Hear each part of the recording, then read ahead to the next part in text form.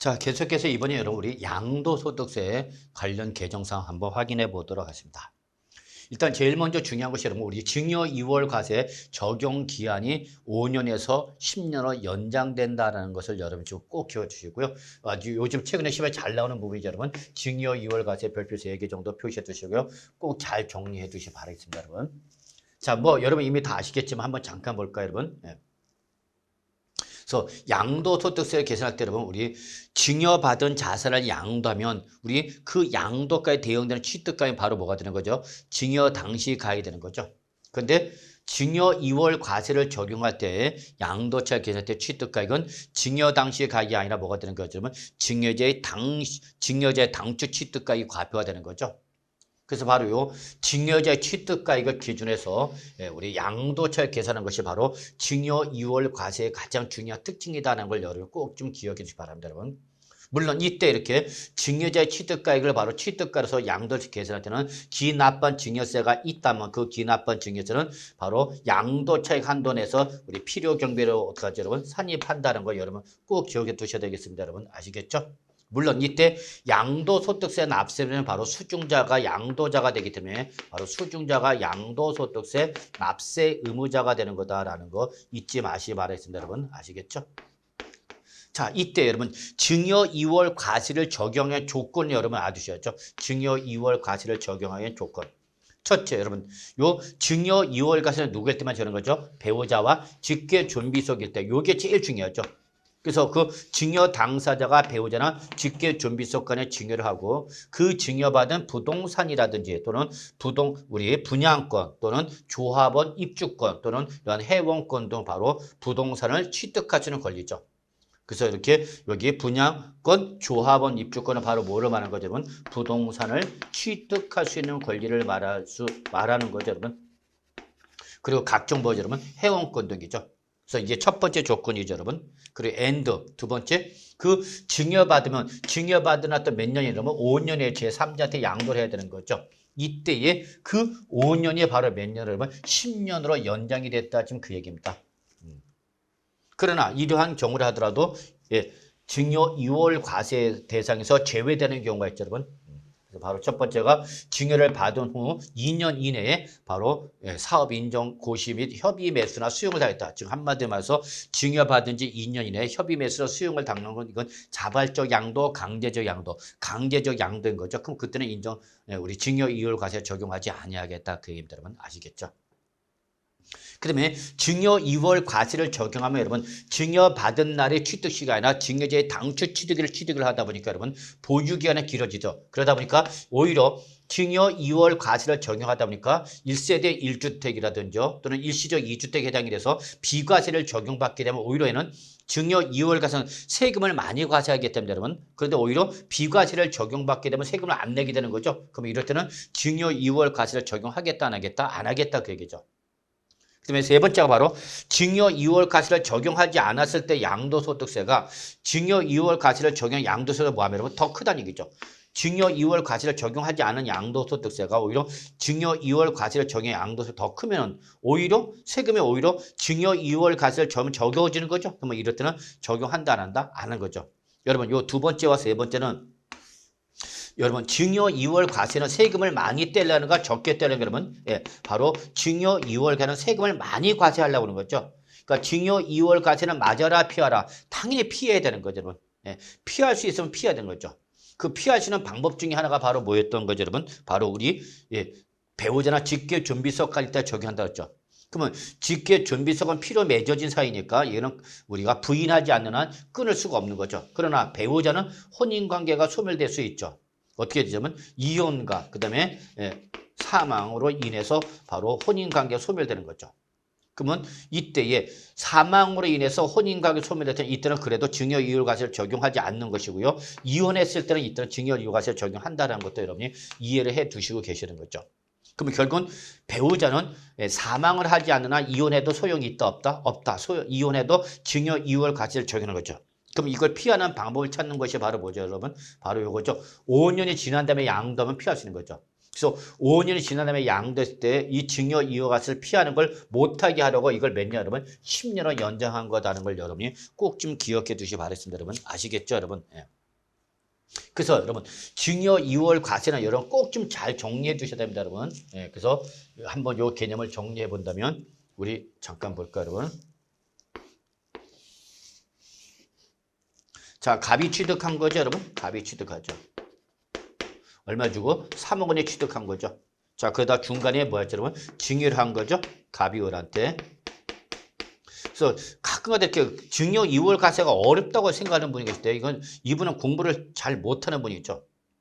그럼 일단 여러분 우리 갑이 3년을 보유하다가 여러분 7억 원짜리 이건 시가가 되는 거죠. 증여했으니까. 뭐였죠, 여러분? 증여한 거죠. 그러면 갑이 뭐가 되고 여러분 증여자가 되는 거고 을이 뭐가 되는 거예요? 수중자가 되는 거죠. 그러면 이 7억 원에 대해서 7억 원짜리 을이 받았잖아요, 여러분. 그러면 여기에 대해서 몰래서 여러분 증여세도 냈을 것이고 이제 올해 뭘 내죠, 여러분? 취득세 내는 거죠. 취득세 올해부터 이제 뭐가 되죠, 여러분? 시가 인정액으로 과세를 합니다라고 했었죠. 자, 그래서 요 7억 원짜리 증여를 받은 우리 을이 수중자가 돼서 증여세와 취득세를 낸 거죠, 여러분. 아시겠죠? 자, 그래서 이제 누구의 명의로 바뀌었죠? 을의 명의로 바뀐 거죠. 자, 그 상태에서 을이 이제 몇 년 보유하다 여러분? 1년을 보유하다가 양도한 거죠. 누구한테? 을이 병한테 양도했다. 그러면 이때 양도를 했을 때에 을이 이제 뭐가 되는 거죠? 양도자가 되고 병이 뭐가 되죠, 여러분? 양수자가 되는 거죠, 여러분. 그러면 이제 을이 보세요, 여러분. 증여를 받았으면 을이 수중자지만 지금 을이 증여받은 부동산 뭐한 거 여러분? 팔았잖아요, 여러분. 그러면 이제 을이 뭘 내야 돼, 여러분? 양도소득세 내야 되는 거 아니야, 여러분? 양도소득세. 이해하시죠? 자, 근데 이때 양도를 얼마 양도하니까 여러분 10억 원이 양도했답니다. 10억 원이 양도했다. 이거는 매매니까 실질거래가액이 되겠죠? 실질거래가액이 되겠죠. 그죠? 3억 원이 취득해서 이것도 실가는 거죠. 그럼 우리가 증여받은 자산을 양도를 하면 그 양도 시점에 대응되는 취득시 언제 여러분? 요 증여받은 이날에 취득한 걸로 뭐라고 여러분? 그럼 우리 양도 소득세 낼 때 양도가 얼마였어요, 여러분? 바로 10억에서 양도가 10억에서 취득가액을 빼야 되는데 취득가액 언제 여러분? 을이 취득한 가액이 얼마? 7억이죠. 그럼 이걸 빼라고 여러분. 그럼 양도세가 얼마 나와요, 여러분? 3억 원이 나오는 거죠. 이때 증여세 얼마 냈다, 여러분? 1,000만 원 냈다. 그러면 상속세나 증여세는 원칙적으로 필요으로 산입한다 못한다? 못하는 거죠. 그래서 이게 바로 양도책이 되는 거죠. 그래서 일반적인 양도책 얼마 되는 거면 3억이 되는 거죠. 그러면 여러분 이 그림을 보고 갑이 직접 얼마 취득해서 3억 원에 취득해서 이거를 누구한테 병한테 팔면은 양도책이 얼마 나오는 거죠, 여러분? 바로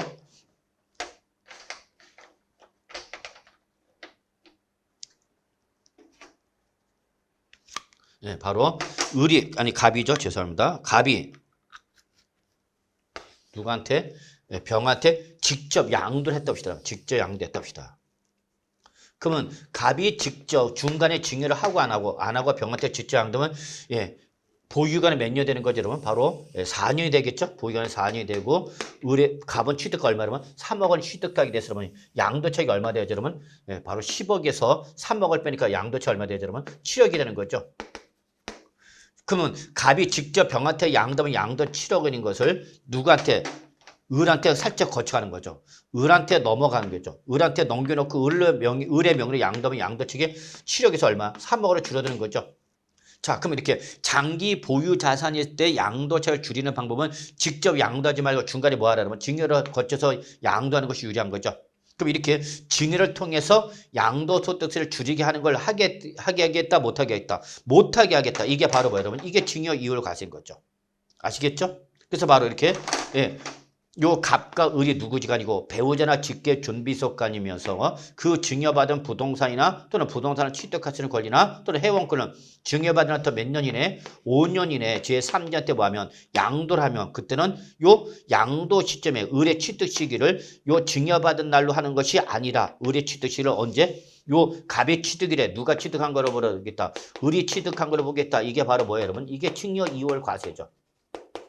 그러니까 증여 이월 과세 세금을 많이 과세하는가 적게 과세하는가 그러면 많이 과세하려는 거죠, 여러분. 그렇기 때문에 증여 이월 과세를 적용하면 이게 바로 의뢰 취득 시기는 몇 년이 되면서 4년이 되면서 의뢰 취득 시기는 4년이 되면서 취득가가 얼마나 그러면 바로 증여재 취득가 요거를 취득가로 하는 얘기죠. 그럼 양도채가 얼마 돼요, 여러분? 7억 원이 되는 거죠. 그러면 양도채기 3억 원이었던 것이 양도채기 7억 원으로 커지는 거죠. 그러니까 결국은 증여 이월 과세를 저니까 양도채 커졌다 작아졌다 커지는 거죠. 물론 이때는 기납한 증여세 1,000만 원 어떡하라? 빼라 그죠. 1,000만 원 빼라. 그러면 이때 증여 이월 과세가 적용될 때 양도채 얼마 되는 거 여러분? 6억 9천만이 되는 거죠, 여러분. 6억 9천만 원. 아시겠죠, 여러분? 네. 자, 그러면 이때 증여 이월 과세를 피하는 이거는 세금을 많이 떼려니까 양도세 입장에서 피해야 되겠죠. 피하는 방법이 배우자 관계를 끊어버리는 경우죠. 아니면 이걸 끊을 수가 없다. 그러면 이거를 5년을 버티는 거죠. 그래서 5년을 버티더라고요. 그래서 이거를 5년을 몇 년을 그러면 10년을 바꾼 거죠, 여러분. 네, 아시겠죠, 여러분? 이게 개정된 거죠. 그래서 요거는 바로 2023년부터 증여를 받아서 양도할 때는 2023년부터 증여받아 양도를 할 때는 그때는 5년이 아니라 이제 몇 년 따지 여러분 10년이다라는 걸 잊지 마세요, 여러분. 아시겠죠? 자, 그럼 이제 우리 피하는 방법 다시 한번 찾아봅시다. 누구일 때 적용한다고 그랬냐면 배우자와 직계 준비석일 때 적용한다 했죠. 그러면 이걸 피하는 방법은 뭐죠, 여러분? 배우자와 직계 준비석이 아닌 자를 피하면 되겠죠. 배우자와 직계 준비석이 아닌 특수관계를 동원하는 거죠. 이때 배우자와 직계 준비석이 아닌 특수관계의 대표가 바로 뭐죠, 여러분? 형제, 자매, 친인척 등인 거죠. 형제, 자매나 친인척 등을 동원해서 바로 하는 거죠. 그러면 일단 증여 이월 과세를 적용해 못하게 되는 거죠. 그럼 빠져나갈 수 있죠. 그러면 그걸 빠져나가게 하는 걸 하게 하겠다, 못하겠다, 못하게 하겠다. 이게 바로 뭐죠, 여러분? 이게 이렇게 배우자와 직계 준비석을 제외한 특수관계인의 증여를 하고 그 증여받은 부동산 등을 5년 이내 제3자한테 양도하면 이때는 바로 뭐 여러분? 부당행위에 의한 부인 규정이 증여 후 양도 규정을 적용하는 거죠. 그래서 요 당사자 관계를 피해서 빠져나가게 하는 걸 못하게 하겠다. 이게 바로 뭐다, 여러분? 부당에 의한 부인 규정의 증여 후 양도 규정이죠. 그러면 이때 당사자 피할 수 없으면 역시 증여 후 양도 피하려면 몇 년 되려면 5년이면 되는 거죠. 5년 이내에 양도했대. 그럼 이거를 피하는 건 5년이 지난 다음에 팔면 적용받지 못하죠. 그래서 바로 요 증여 후 양도일 때도 요 부당에 의한 부인 규정 증여 후 양도일 때도 여러분 여기서 바로 우리 5년에 적용하는 거를 몇 년, 여러분? 10년을 연장한 거죠. 그래서 이거는 똑같이 여러분, 증여 1번, 증여 2월 과세 나와야 되면 증여 후 양도에 대한 부당에 대한 부인 규정은 똑같이 결론은 5년에서 몇 년, 여러분? 10년으로 연장시킨 거다라는 걸 여러분이 같이 정리해 주시기 바라겠습니다. 여러분, 아시겠죠?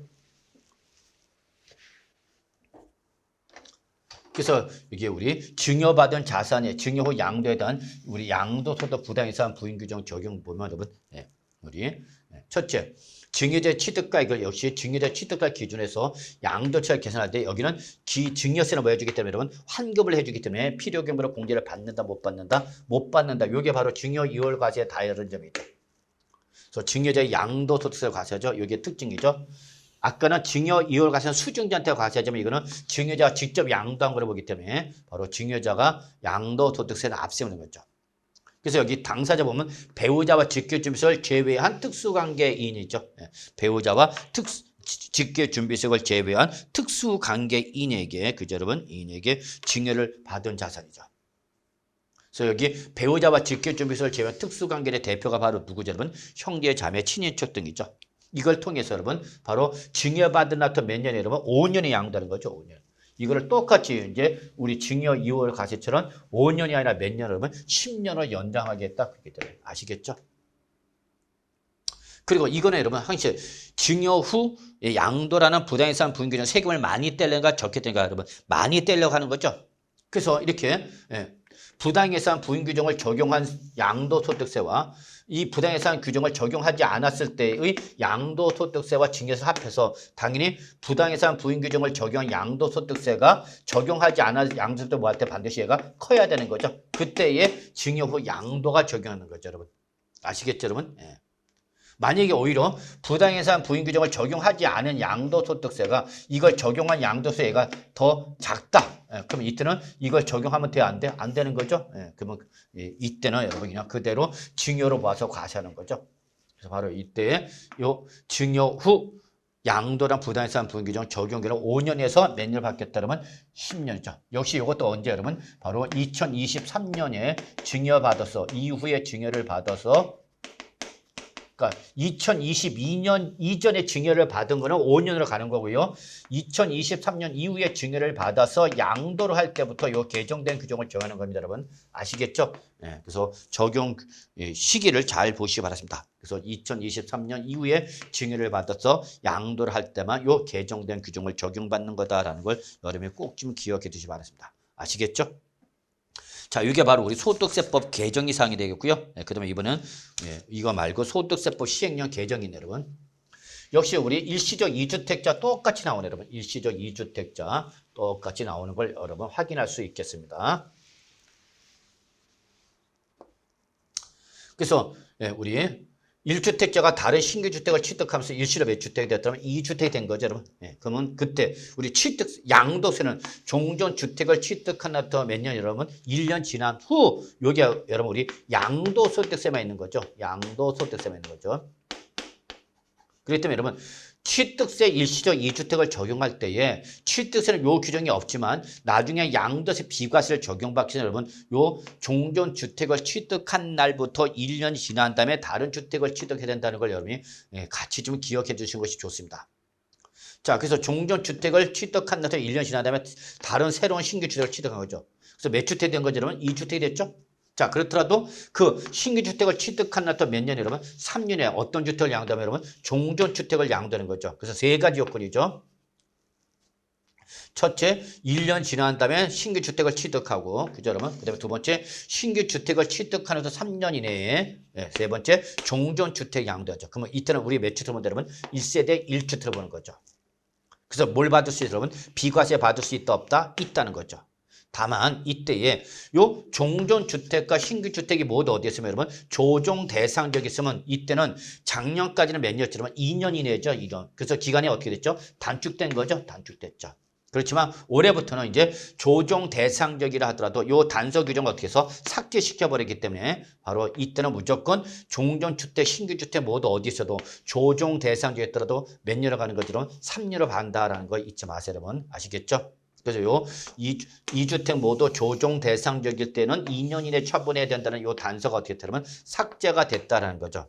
그래서 결론은 우리 일시적 2주택 취득세, 그다음에 종합부동산세, 양도소득세 이제는 조정 대상 지역 소재 여부에 관계일시 없이 무조건 몇 년 이내에 3년 이내에 처분만 해주면 우리 취득세 중과 대상 피해갈 수 있고요. 종합부동산세 1세대 1주택자를 의제해봤고요. 양도소득세 뭘 받을 수 있다 그러면 비과세 받을 수 있다 그 얘기가 되겠습니다. 여러분 아시겠죠, 여러분? 그래서 결론 2주택 해소기는 몇 년으로 통일됐다 그러면 3년으로 바로 통일됐다라는 걸 여러분이 꼭 좀 기억해 두시 바라겠습니다. 여러분 아시겠죠? 자, 이거는 여러분 이제 우리 조합원 입주권이나 분양권에 도입된 거죠, 여러분. 그래서 종전 주택을 취득한 날로부터 1년 지난 후 다른 주택을 취득하는 거죠. 다만 여기는 이제 우리 다른 주택이 아니라 뭐예요, 여러분? 조합원 입주권이나 또는 분양권을 취득한 거다라는 거죠. 그래서 이 주택, 종전주택 하나 외에 우리 조합원 입주권이나 분양권을 하나 갖고 있는 거죠. 자, 그 상태에서 이 조합원 입주권이나 분양권을 취득한 날부터 역시 몇 년이죠, 여러분? 3년 이내죠, 여러분? 3년 이내. 어떤 거, 여러분? 종전주택을 양도하면 우리 몇 주택을 보는 거죠, 여러분? 1세대 1주택으로 와서 비과세 받을 수 있다, 없다? 있다라는 거죠, 여러분. 아시겠죠? 그래서 이거는 뭐가 똑같죠, 여러분? 일시적 2주택과 똑같은 거죠. 다만 하나는 입주권과 분양권으로 바뀌었다. 요것만 차이가 있는 거죠. 근데 만약에 반드시 입주권을 취득한 또는 분양권을 취득한다 몇 년 처분하라. 3년 이내 종전주택을 처분하는 거죠. 근데 나는 3년이 어떻게 해서 여러분 지난 거죠. 3년 지났더라도 여기 우리 2번 또는 2번과 3번 규정을 모두 충족하면 이걸 충족해서 종전주택을 양도하면 역시 몇 주택을 본다 여러분? 1세대 1주택으로 봐주겠다 그 얘기죠. 1세대 1주택으로 봐주겠다라는 걸 여러분이 좀 확인해 두시 바랍니다. 여러분 아시겠죠? 예. 그럼 첫 번째 뭐냐면 첫째 우리 관리처분 계획이라든지 또는 분양권에 따라서 취득하는 주택이 완성이 됐다. 즉 내가 재건축이라든지 또는 재개발 주택을 취득한 거죠. 또는 아파트 당첨권에 따라서 취득한 주택이 완성되겠죠. 그러니까 이거 신규 주택이죠. 신축 주택. 그럼 신축 주택이 완성된 후 2년 이내에 그 주택이 세대 전원이 어떻게 되죠? 이사해야 되는 거죠. 그리고 여기서 몇 년 이상을 신축 주택에서 1년 이상 계속해서 거주를 해야 되는 거죠. 그러면서 이 신축한 주택, 신규 취득한 주택이 완성되기 전이나 완성된 후 몇 년이라면 2년 이내 어떤 걸 양도하면 종전주택을 양도하면 걔는 1주택으로 봐주겠다. 그 얘기라면 1세대 1주택으로 봐주겠다는 얘기죠. 이 상태에서 우리 요 기간을 몇 년으로 하면 똑같이 일시적 2주택 해소 기간과 똑같이 몇 년으로 하면 3년으로 바뀐 거죠, 여러분. 그래서 이제 완성이 되면 그 완성되부터 2년이 아니라 몇 년이라면 3년 이내에 올라가죠. 이사를 해주고 그 이사를 한 다음에 1년 이상 뭐 해주면 계속해서 거주를 하면서 엔드 완성되기 전 또는 완성되는 이제 몇 년이라면 3년 이내에 종전주택을 양도해주면 이때는 얘도 뭐로 본다 그러면 1세대 1주택으로 봐서 뭐 해준다 그러면 비과세 해주겠다 그 얘기입니다. 여러분 아시겠죠 여러분? 네. 자 이렇게 봐두시면 되겠죠. 자 이번에 우리 대체주택을 취득한 거죠. 그 재개발 재건축 사업 시행 기간 중 재건축 재개발 사업 시행 기간 중 다른 대체주택을 취득한 거죠.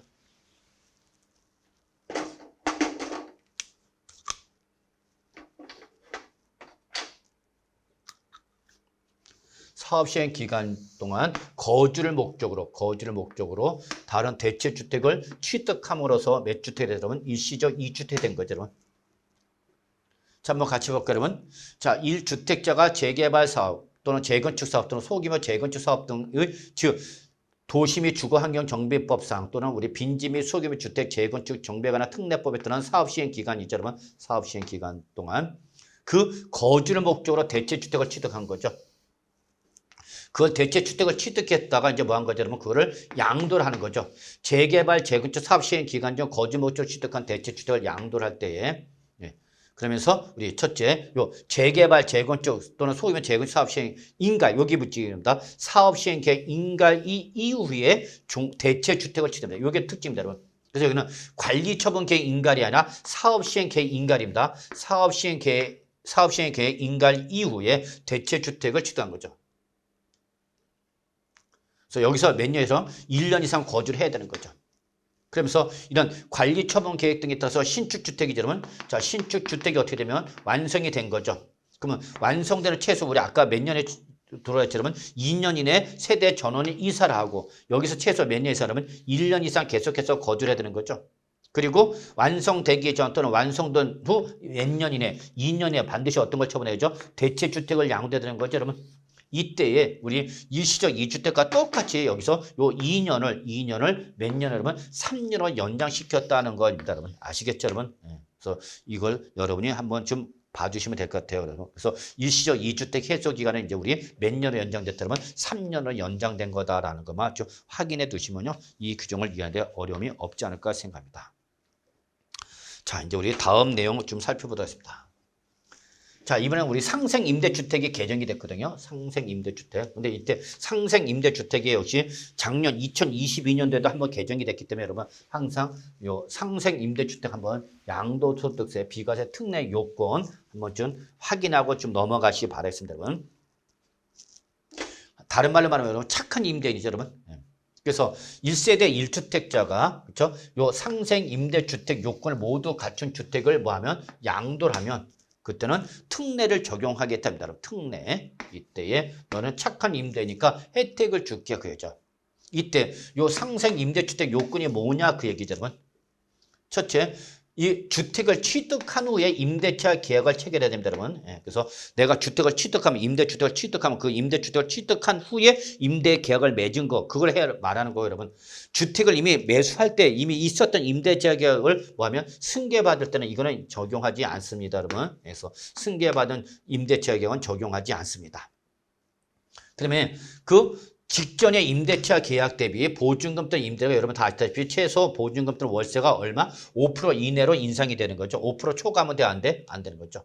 그 다음에 직전 임대차 계약 기간에 따라서 임대한 기간이 최소 몇 개월 여러분? 1년 6개월 이상. 직전 임대차 기간은 1년 6개월 이상 돼야 되는 거고 그다음에 이번에 새로 계약에 맺은 상생 임대차 계약에 따른 임대기는 몇 년, 여러분? 2년 이상이죠. 이번 임대차 계약은 2년 이상이죠. 자, 이럴 때에 나는 이 요건을 충족하면 특례를 적용받겠습니다라고 하면 그때는 양도소득 과세표준 신고 기한까지 이 상생 임대주택 요건을 충족한 주택을 양도를 하면 그 양도소득세 과세표준 신고 기한까지 요 상생 임대주택에 대한 특례 적용 신고를 제출해야 됩니다. 그래서 여기에다가 해당 주택에 대한 직전 임대차 계약서라든지 또는 이번에 맺은 상생 임대차 계약서를 어떻게 하여 첨부해서 여기 양도자 주소지를 관할한 세무서장한테 어떻게 된다 여러분 반드시 제출해야만 이 특례를 적용받을 수 있습니다. 아시겠죠 여러분? 이때 이러한 요건을 충족했다. 신청서를 제출해서 요건 충족했다. 그러면 이제 특례가 적용되는 거죠. 특례. 이때 특례는 비과세에 대한 특례가 있고 그러면 장기 보유 특별 공제에 대한 특례 두 가지가 있습니다. 그래서 여러분 아시다시피 우리 주택을 어느 당시죠 여러분 취득할 당시 얘가 어디 있으면 여러분 조정 대상적이 됩니다. 양도 당시가 아니라 취득 당시입니다 여러분. 그래서 내가 이 주택을 취득할 당시에 이게 우리 주택법상 어디 있으면 조정 대상적이 있으면 남들이 그냥 2년 이상만 거주만 하면 되는데 나는 뭐까지 해야 되냐면 보유만 하면 되는데 보유만 하면 되는데 나는 뭐까지 해야 되죠? 그러면 2년까지 거주를 해야 되는 거죠. 이거를 적용하겠다 안 하겠다? 안 하겠다 지금 그 얘기죠. 그래서 결론은 이러한 상생 임대주택의 요건을 충족한 주택을 양도했는데 그 주택이 어디에 있어요? 그러면 취득할 당시 조정 대상적이 있어. 그 원래 2년 이상을 보유는 물론이고 2년 이상 보유는 물론이고 뭐까지 해야 되는데 여러분 2년 이상 거주를 해야 되는데 요 2년 이상 거주 요건을 적용하겠다 안 하겠다? 안 하겠다 그 얘기죠. 아시겠죠? 그 다음에 임대사업자가 임대주택에 거주하고 있던 주택을 갖고 있다가 그 2년 이상 거주한 주택을 양도를 할 때에 얘는 몇 주택을 거주하면 1주택으로서 비과세 받을 수 있는 거죠. 이때에 그 거주택은 최소한 몇 년 이상 거주해야 되는 거죠. 여러분 2년 이상을 거주해야 되는 거죠. 이걸 적용하겠다 안 하겠다? 안 하겠다 그 얘기죠. 여러분. 자 여기죠. 임대주택 5채와 임대주택 5채 그 다음에 임대업자가 거주했던 주택 한 채를 갖고 있는 거죠. 총 그래서 몇 채 갖고 있죠 여러분? 6채 갖고 있는 거죠. 자 이렇게 갑은 임대주택 5채와 거주택 한 채 이렇게 6채를 갖고 있는 상태에서 요걸 지금 양도한 거예요. 요걸 양도한 거예요. 거주지를 이전하기 위해서 요걸 양도한 거죠. 그러면 이때에 여기서 몇 년 이상 거주했으면 2년 이상을 거주했으면 얘는 주택을 본다 안 본다? 안 본다 그 얘기죠 여러분. 그럼 얘는 몇 주택을 보겠다는 얘기라면 1주택으로 봐주겠다는 얘기죠. 그래서 몇 년 이상 거주했으면 2년 이상 보유 거주했으면 뭘 받을 수 있어요 여러분? 비과세를 받을 수 있는 거죠. 그런데 이때에 요 임대주택이 바로 무슨 주택이면 상생 임대주택 요건을 충족한 주택이면 이때는 여기서 뭘 하지 않아도 2년 이상을 거주하지 않아도 그냥 이거 거주주택 양도면 비과세 받을 수 있다 그 얘기가 되겠습니다. 여러분 아시겠죠 여러분? 예. 그 다음에 여러분 우리 장기 보유 특별 공제를 할 때에 원칙은 1년당 몇 프로죠? 2%죠. 그래서 3년 이상 보유했을 때에 보유 연수 곱하기 1년당 2% 최대 몇 프로까지 여러분? 30%까지가 되겠죠 여러분. 근데 예외적으로 1세대 1주택이다. 1세대 1주택일 때는 특례가 적용되는 거죠. 1세대 1주택일 때 특례가 적용되죠. 이때 특례를 적용한 조건은 뭐죠, 여러분? 바로 2년 이상, 3년 이상은 보유는 물론이고 3년 이상 보유는 물론이고 and 뭐죠, 여러분? 2년 이상을 거주해야 되는 거죠. 2년 이상을 거주해야만 특례세를 적용하는 거죠. 보유 연수 따로, 거주 연수 따로, 따로 구분해서 연수별로 4%에서 최대 몇 프로까지? 80%까지 받을 수 있죠.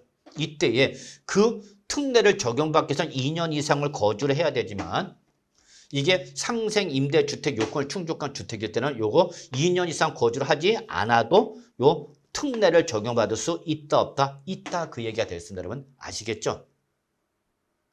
이때 여러분 우리 종전 임대주택은 직전 임대차 계약은 최소 얼마여야 되죠 여러분? 1년 6개월 이상이 되죠. 직전 임대차 계약은. 이번에 그리고 상생 임대차 계약은 몇 년이죠 여러분? 2년 이상 여기에 나와야 되는 거죠. 이게 보유 기간이죠. 여기 임대 기간이 되는 거죠 여러분. 근데 이때 임대 기간을 따질 때에 우리 임대 기간이 1개월 미만이면 그냥 1개월로 관주를 하는 겁니다 여러분. 그래서 뭐 1년 6월 20일이다. 20이다. 그럼 이때에 요거는 미만은 이나 일월로 보기 때문에 7월이 되는 거죠. 그래서 1년 7개월 보유한 걸로 보겠다 그 얘기고요. 그래서 2년 이상을 거주했는데 이게 누구 사정으로 있냐면 임차인 사정으로 임대인이 아니라 임차인 사정으로 임대를 계속할 수 없어 새로운 임대차 계약을 맺었다는 거죠. 그럴 경우에는 이때는 그 종전 계약 기간과 임대 기간과 새로운 계약 기간의 임대 기간을 어떻게 하라? 합산해서 2년 이상 우리 임대를 했는지 안 했는지 따져봐라. 그 얘기가 됐어요. 여러분. 아시겠죠?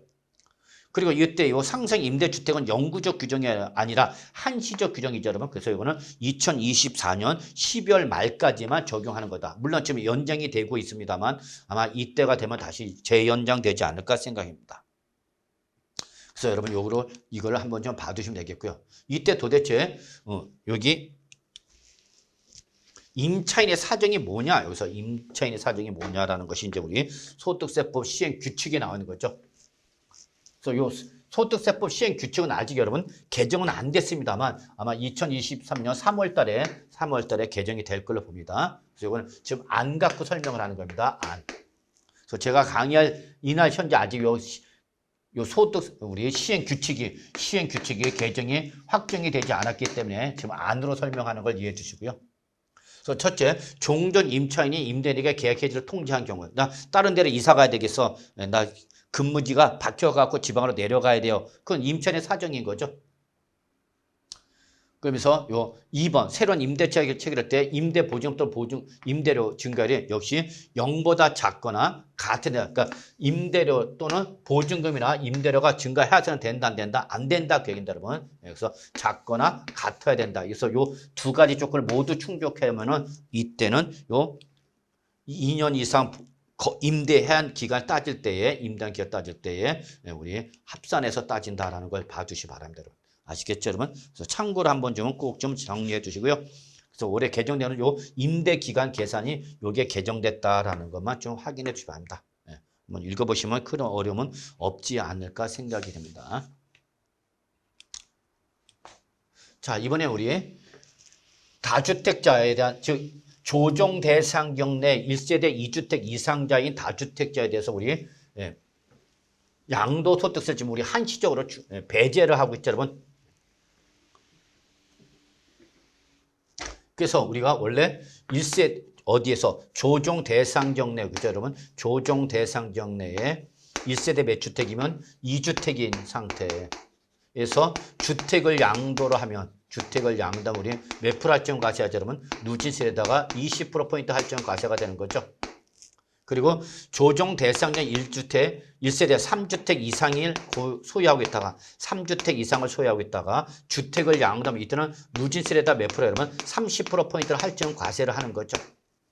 자, 그래서 이렇게 조정 대상경의 다주택자가 지금 주택을 양도를 하게 되면 이때는 누진세대 20%포인트 또는 30%포인트 할증 과세가 되고 있는데 이거를 우리가 새로운 정부가 들어서면서 바로 요 2022년 5월 말일자로 개정이 되면서 2022년 5월 10일부터 이게 바로 뭐죠, 여러분? 예, 바로 지금 윤 정부 출범 일자가 되는 거죠. 윤 정부 출범 일자부터 1년간은 할증 과세를 한시적으로 적용하겠다 안 하겠다? 안 하겠다. 1년간은 요거 적용하지 않겠다. 그죠, 여러분? 예. 근데 벌써 이제 여러분 우리 2023년 5월 9일이 다가오고 있죠, 여러분. 그래서 요거를 2023년 5월 9일까지 배제했던 걸 1년을 더 연장한 거죠. 1년을 재연장해서 2024년 5월 9일까지 양도할 때는 요거를 적용한다 안 한다 할증과세 안 하겠다 그 얘기입니다, 여러분. 그래서 요걸 한번 봐줍니다. 근데 여러분 그러면 2024년 5월 9일 되면 또 어떻게 할 거냐? 또 재연장했죠. 그래서 현 정부에서는 아마 이 중과세 규정을 없애지 않을까라고 생각합니다. 그래서 더 이상 조정 대상적이던 다주택자 중과 구성을 적용한다 안 한다? 안 한다. 현 정부에서는 안 할 거다라고 여러분이 참고로 알아두시기 바라겠습니다. 여러분 아시겠죠? 이렇게 좀 봐주시고요. 자, 이번에는 우리 국세기본법으로 좀 넘어갈게요, 여러분. 국세기본법도 역시 여러 가지 개정사항이 있습니다만 그중에서 우리 시험과 관련돼서 좀 출제가 될 가능성이 있는 것만 좀 한번 확인해 보도록 하겠습니다. 자, 그중에서 항상 우리 최근에 가장 우리 지상 매스컴을 통해서 뉴스에 계속 나왔던 게 바로 뭐냐면 바로 우리 전세 사기 피해, 참 정말 나쁜 사람들이죠, 여러분. 그래서 이 저소득층이나 사회생활을 처음 하는 이런 사람들한테 대한 정말 이런 뉴스 들으면은 정말 저는 피가 끓어오르는데, 돈을 빼먹어도 주면 돈 많은 사람 걸 빼먹지. 그 이제 참 그렇습니다. 자, 이거 한번 보죠. 어쨌거나. 그래서 이 전세 사기 피해 방지 방안으로 나왔던 것 중에 하나가 바로 요 국세기본법상 바로 요 당해세 예외 규정이죠, 여러분. 당해세는 여러분 다 이미 아시죠, 여러분?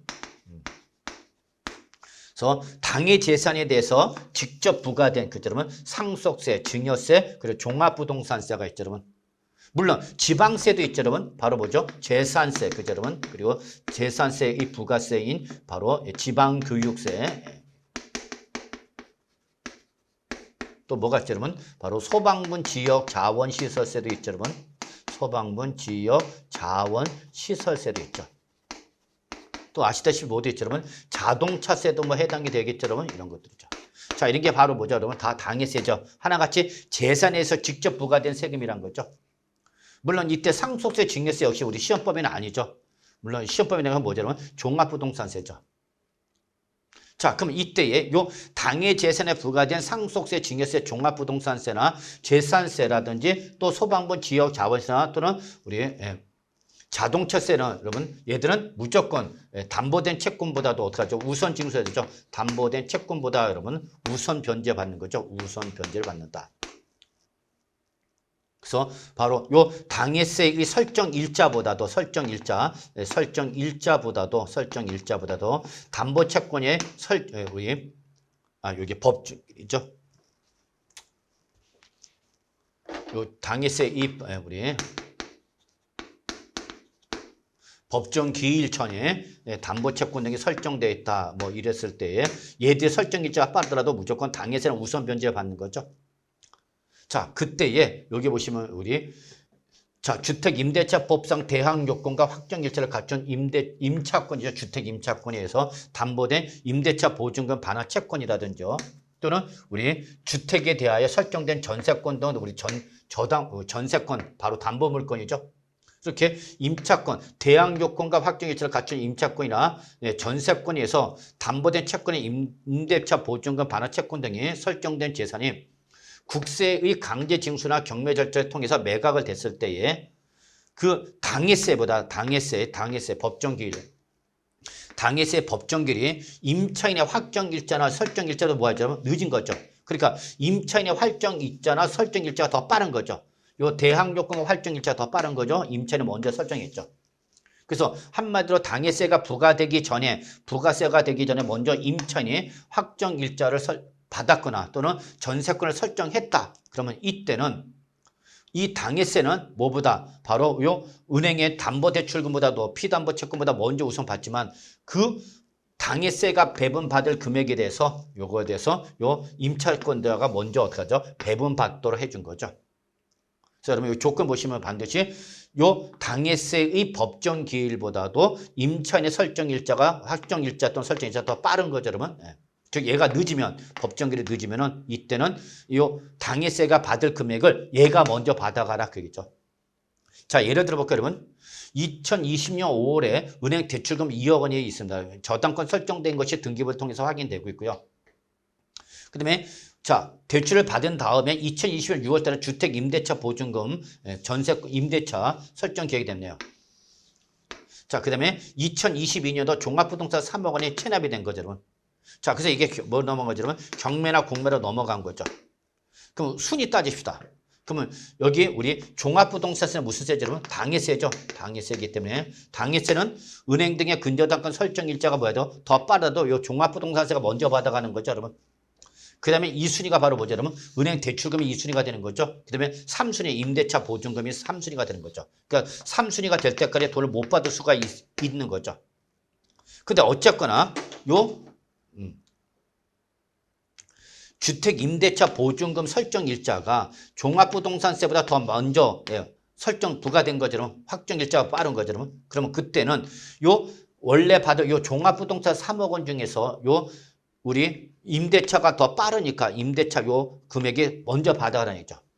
그래서 종합부동산세가 받아야 할 금액을 누가 이러면 임차인이 먼저 받아라 했죠. 근데 임차인이 받아야 할 금액이 얼마냐면 요 종합부동산 3억 원까지만이죠. 그럼 3억 원.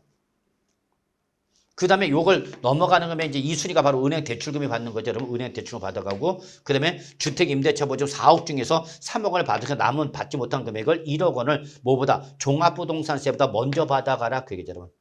아시겠죠, 여러분? 네. 그래서 이 순서들에서 여러분 결론은 당해 재산에 부과된 상속세, 증여세나 종합부동산세 법정결의 임차인의 확정일 때보다 뭐하면 늦으면 이때는 그 당해세가 받을 배분 금액을 누가 임차인이 먼저 받아간다 그 얘기가 됐습니다, 여러분. 아시겠죠, 여러분? 개념으로만 좀 정리해 주시기 바라겠습니다, 여러분. 네. 자, 그다음 두 번째는 이제 우리 중간에 임대인이 임대차 계약을 맺는 거에 대해서 임대인이 변경됐을 때 문제죠, 여러분. 자, 그냥 임대인이 만약에 변경됐다. 예, 그래서 바로 예를 들어서 종전 임대주택이 매매가 됨으로 인해서 또는 뭐 기타 사정에서 임대인이 변경됐을 때는 임대인, 종전 임대인보다도 앞서가는 국세 체납이 있었던 경우에 한해서 그때는 그 한도 금액 내에서 변경된 임대인의 체납 국세를 우선하여 징수를 하되 해당 주택의 종합부동산 그대로 그 한도 금액과 상관없이 우선적으로 받아간다는 거 여러분 참고로 좀 봐두시기 바라겠습니다, 여러분. 자, 그다음 두 번째, 자 종합부동산세의 원칙이 뭐죠, 여러분? 정부 부과 과세죠. 정부 부과 과세죠. 근데 이때 납세무자가 원하면 예외적으로 뭐가 가능하죠? 그러면 신고 납부가 가능하죠. 신고 납부가 가능하죠. 이때 나는 고지서들 안 내고 내가 직접 뭐 하는 거면 신고 납부라는 거죠. 이때 신고 납부라는 거에서 적게 신고 우리 과다 신고를 한 거죠.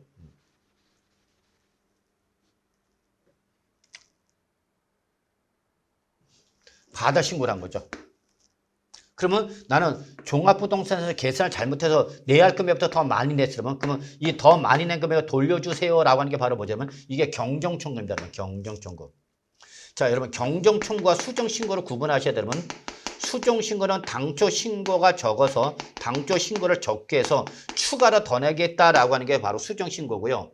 경정청구는 당초 신고를 한 금액이 너무 많이 냈기 때문에 법에 따라서 낼 금액보다 많이 냈기 때문에 이거 많이 낸 금액을 돌려주세요라고 하는 게 바로 뭐냐면 경정청구입니다. 이때 경정청구는 누구만 할 수 있느냐면 법정신고기는 지난 후 5년이 할 수 있는데 이때는 반드시 뭐 한 사람이 신고를 한 사람만 경정청구를 할 수 있는 거고 이렇게 관할 세무서장이 종합부동산세를 많이 계산해 갖고 부과됐을 때에 그걸 돌려달라고 했을 때는 바로 경정청구를 못했습니다. 그것을 이제 올해부터는 개정이 되었고 종합부동산세를 부가고지에 받아서 납부를 한 납세자도 많이 낸 것이 확정이 됐으면 그때는 그 많이 낸 금액을 돌려받을 수 있다 없다 있다 경정 청구할 수 있다 없다 있다라는 것입니다, 여러분. 그래서 종전에 작년까지만 해도 경정 청구 대상은 종합부동산세를 뭐 한 사람만 신고 납부한 사람이 경정 청구를 할 수 있던 것을 올해부터는 신고를 한 사람은 물론 고지서를 받아서 많이 낸 사람도 요 경정 청구를 할 수 있도록 개정됐다라는 걸 봐두시기 바라겠습니다, 여러분. 아시겠죠? 자, 그다음에 우리 세법상 이제 우리 특수관계는 있죠. 자, 우리 세법에서는 특수관계인의 거래일 때는 정상적 거래 본다, 안 본다? 안 보는 거죠. 그래서 특수관계인 간의 거래일 때는 비정상적 거래 보는 거죠. 이때에 바로 여기서 친족의 범위를 좀 축소했습니다. 친족의 범위를. 그래서 종전은 6촌 이내 혈족과 4촌 이내 인척이었는데 올해부터는 이제 4촌 이내 혈족과 3촌 이내에서 요것은 우리가 좀 예전처럼 뭐 우리 친인척과 이렇게 왕래가 많지는 않죠. 그래서 시절이 바뀌다 보니까 옛날처럼 뭐 당수, 뭐 고종 사촌 뭐 이렇게 먼 친척까지 만나지 않다 보니까 지금은 이제 그걸 시대 상황을 반영해서 요 친족의 범위를 6촌에서 4촌 이내 혈족과 4촌 이내 인척에서 3촌 이내 인척으로 바꿨다라는 걸 좀 봐두시면 되겠고요. 그 다음에 여기는 뭐 우리 배우자나 사실상 혼인 관계를 포함하고 친생자 이거는 뭐죠, 여러분? 입양 가는 건데 친생 입양한 거죠. 그때 그 다른 사람에게 친양자로 입양된 사람 물론이고 그 배우자와 그 직계 비서 자식도 다 우리 특수관계인의 범위에 포함하는 거죠. 여기에 대해서 우리가 신설된 게 본인이 인지한 혼인 후의 출산자 이건 뭐죠, 여러분? 혼인 후의 출생자 이거 뭐야, 여러분? 바람핀 거죠. 그래서 본처가 아니라 다른 부인의 자식을 데려온 거죠. 다른 처의 자녀를 데리고 오는 거죠. 그럼 본초가 있는데 자, 본초에서 태어난 자식 외에 우리 바람을 펴갖고 다른 처의 자식이 있는 거죠. 이걸 뭐라면 혼인의 출생자랍니다. 혼인의 출생자. 그래서 여기가 남자고 우리 남자가 바람을 펴서 다른 여자 바람 핀 거죠. 그래서 여기 자식이 태어난 거죠. 예. 그럼 이 자식은 여러분 혼인의 자라고 그런다 그러면 그럼 이거는 상속인의 우리 특수관계인의 범위에 들어오지 않았어요, 여러분. 왜냐면 상속인이 될 수가 없기 때문에. 만약에 상속인이 되려면 여러분 이걸 내 자식이다를 인지를 해야 돼요, 여러분. 그래서 내 자식을 인정하면 남의 부인을 또 우리 다른 혼인 외에 바람 펴서 나온 자식을 내가 뭐하면 인지를 하면 그 자식은 내 자식이 되는 겁니다. 예, 그때 그 인지한 자식의 생부나 생모 또는 본인의 금전이나 그 밖에 생계를 같이 하는 사람이나 생계를 같이 하는 사람이 있다면 이 사람으로서 본인의 주는 돈을 먹고 사는 이러한 생부나 생모가 있다면 그 사람도 특수관계인의 범위에 포함하겠다. 이거 어디서 많이 보죠? 재벌들에서 많이 보죠. 그래서 재벌들이 본처가 있고, 그죠, 여러분? 본처가 있고, 본처 외에 이제 우리 뭐죠? 첩이라고 그러죠? 예, 첩을 두어갖고 첩과 사는 거죠. 훌륭하신 분이죠. 그래서 본인 외에 예, 첩이 있죠. 예, 그래서 처에서 자식이 태어나는 거죠. 그럼 이 자식은 혼인 외의 자식이니까 원칙적으로는 예, 우리 특수관계인이다 아니다는 얘기입니다, 여러분. 예, 남남이라고 그러는 거죠. 근데 이거를 내 자식으로 인정하는 게 바로 뭐예요, 여러분? 인지죠, 여러분. 인지. 그럼 이렇게 내 자식으로 인정했으면 이 자식의 요 생모, 요것도 특수관계인에 이 사람의 특수관계인에 해당이 된답니다. 물론 이때 이 처는 이 본인이 주는 금전 등으로 인해서 생계를 같이 하고 있을 때만이다는 거죠. 예. 그럴 때는 특수관계인의 범위에 포함하겠다 그 얘기입니다. 아시겠죠? 그래서 한마디로 해서 바람을 펴서 인지한 자식이 있으면 그 인지한 자식의 생모나 생보도 특수관계인의 범위에 포함한다. 단 생계 유지를 같이 했을 때만이다는 거 참고로 기억해 두시고 잘 모르시면 한번 해보시면 아시겠습니다. 강추상은 아니죠. 자, 그러면 이제 우리 국세징수법에서도 여러분 뭐 개정사항이 있었죠. 바로 전세 사기 피해 방지 대책으로 우리가 한번 보시면 주택이라든지 여러분 또는 상가 건물 임대차 계약을 맺을 때 여러분 그 임대인이 세금을 냈는지 안 내는지 미납된 국세가 있는지 없는지로 조회를 할 수 있어야 되는 거죠, 여러분. 이때에 이러한 주택이나 상가 건물에 대한 임대인의 미납 국세가 있는지 확인하기 위해서는 원칙적으로는 건물 소유자 동의를 받아서 임대차 계약 전까지는 바로 요 미납 국세 열람을 할 수가 있습니다, 여러분. 열람을 할 수 있죠. 자, 그래서 반드시 건물 소유자 뭘 받아야 되면 동의를 받아야 되는 거죠, 여러분. 그리고 그때 동의를 받았더라도 해당 건물 소재지의 관할 세무서에 가서 임대인의 미납국세가 있는지 열람하시는 거예요, 여러분. 자, 요거를 확대한 거죠. 그래서 임대인의 동의를 받아서 임대차 계약을 체결하기 전에 열람할 수도 있고요. 또는 임대차 계약 1로부터 임대차 개시할 때까지 들어갈 때까지 열람할 수 있도록 한 거죠. 그래서 이거는 임대인의 동의를 받은 거죠, 여러분. 또한 보증금이 얼마 초과하면 1000만 초과하면 이때는 바로 이 1000만 초과하는 임대차 계약을 체결한 임차인이 있다면 그 사람은 임대인의 동의가 없어도 임대차 개시할 때까지 즉 임차 들어갈 때까지 요 미납국세 있는지 없는지를 열람할 수 있다 없다 있다는 거죠. 그리고 그때 그 열람도 반드시 건물 소재지가 아니라 전국 세무서 어디에서라든지 조회할 수 있다. 가까운 편한 데서 할 수 있다는 얘기죠. 다만 이때 열람 신청을 받은 세무서장이 있다면 그때는 바로 열람 내용을 누구한테 임대인한테 어떻게 하라 통지를 해줘라 그 얘기가 됐습니다, 여러분. 그래서 이것도 역시 전세 사기를 방지를 하기 위한 대책으로 나왔다는 걸 여러분 참고로 기억해 두시기 바라겠습니다, 여러분. 아시겠죠? 자, 그 다음에 이제 우리 시행규칙, 국세에 관련된 지방세 시행규칙이 개정됐습니다, 여러분. 그래서 지방세는 아시다시피 3월 14일자로 지방세와 관련된 법률과 그 다음에 시행령과 그 다음에 시행규칙이 다 3월 14일자로 개정이 된 거죠. 동시에 다 하겠죠. 처음 있는 일입니다. 제가 강의를 한 지 30년이 아직 안 됐지만은 이런 일은 처음입니다, 여러분. 동일할 날짜로 법률과 시행령과 시행규칙이 모두 개정된 건. 근데 국세와 관련된 시행규칙은 아직 개정이 안 됐습니다, 여러분. 아마 이게 3월 중으로 나올 겁니다, 여러분. 3월 중으로. 그래서 오늘 촬영하는 날 현재 아직 개정이 안 됐기 때문에 지금 안으로 설명하겠습니다, 여러분. 자, 이 중에서 우리가 한번 좀 봐주셔야 될 것이 바로 요 국세 환급 가산금이 바로 인상이 됐다 이율이 인상된 거죠. 그래서 국세를 많이 받았으면 돌려주죠. 돌려줄 때 여러분 우리가 제 날짜에 내지 못하면 여러분 바로 우리 납부 지연 가산세를 받는 것처럼 돌려줄 때 우리가 이자를 줘야 됩니다. 여러분 이때 주는 이자율이 종기를 몇 프로였다 여러분 1.2%로 주었다가 금리가 계속 올라갔죠 여러분. 그래서 금리가 올라갔기 때문에 이거를 2.9%로 이율을 상향 조정하는 겁니다. 이율을 인상하는 거죠. 그럼 이때 국세 환급 가산금 이율이 인상이 되면 이게 어디에 영향을 미치냐면 바로 우리 소득세나 법인세 또는 부가가치세로 우리 부동산에 대한 간주임들을 계산하죠. 이때 간주임들을 계산할 때 여러분 바로 1년 만기 정기예금 이자율을 감안할 때 여러분 이때의 종전에 2022년도까지만 해도 요 간주 임대료 계산할 때 이자율이 1.2%였던 것이 역시 몇 프로로 여러분 2.9%로 상향 조정이 되었다라는 걸 여러분이 한 번 정도는 봐주시 기 바랍니다. 그래서 여기 바로 어디서 나온다 여러분 간주 임대료 계산할 때 1년 만기 금융기관의 정기예금 이자를 감안한 바로 우리 기획재정부령으로 정하는 이율이다라는 걸 여러분이 참고로 좀 봐두시면 될 것 같고요. 특히 2022년도 기출문제 여러분 우리 주택에 대한 간주 임대료 외에 바로 우리 상가 건물에 대한 간주 임대료 계산 문제가 나왔죠 여러분. 그래서 여기 주택일 때 상가 우리 간주 임대료와 상가 건물 때 간주 임대료 여기 차이가 있는 거 여러분 아시고 계시죠? 그래서 여기는 3억을 빼는 데 반해서 여기는 건물 취득가 있던 건설비 적수를 뺀다라는 것이 차이점이고요. 그 다음에 주택일 때는 전액과세라는 것이 아니라 60%만 과세하는 데 반해서 상가 건물 때는 전액과세라는 거고 이때 정기예금 이자는 다 이제 우리 2.9%다라는 걸 잊지 마시기 바랍니다.